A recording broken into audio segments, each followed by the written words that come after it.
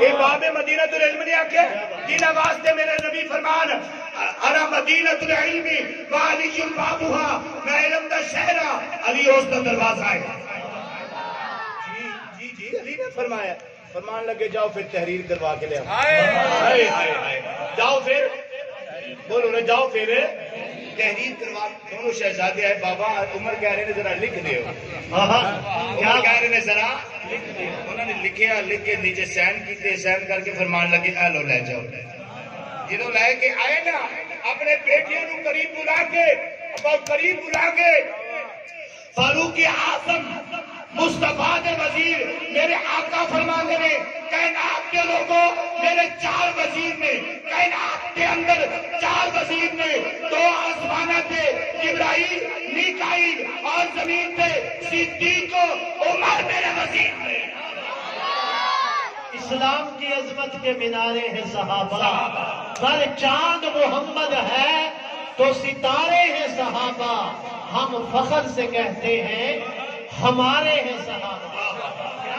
فاروق اعظم رضی اللہ تعالیٰ عنہ آپ نے پرچی اٹھا کے لوگوں کے سامنے بلند کی تھی اور اپنے بچیاں نو قریب بلا کے کبرا علامہ صاحب فاروق اعظم کی کہندے نے اے لوگوں اور نہ سنو، اپنے بچیاں نو نصیحت کر رہا، اگر اس کائنات کو چھوڑ کے کدوں میں جاواں گا، یقیناً جاواں گا، قرآن کی آیت پڑھی کل نفس ذائقۃ الموت، میرا خالق او اگر میری نیکیاں میرے گناہ برابر کر کے عمر کی بخشش کر دے سرکار کی مہربانی ہوئے گی، لیکن اے پرچی آ گئی میری نجات واسطے کافی ہے، میری نجات واسطے پرچی، میری نجات واسطے پرچی۔ فاروق اعظم کہتے ہیں میرے معزز سامنے کرام، اے بے مصطفیٰ دے نواسیہ دے پیار دا رزلٹ، کیا بات، اچھی آواز نہ سبحان اللہ، جیڑے اپنے پتر نو پیچھے سینے تے تھپا مار کے کہنا انہاں دی برابری نہ کری، شہزادہ تو نہیں شہزادے اے نے۔ میرے معزز سامنے کرام، تے جیڑا بندہ بغض رکھ دے،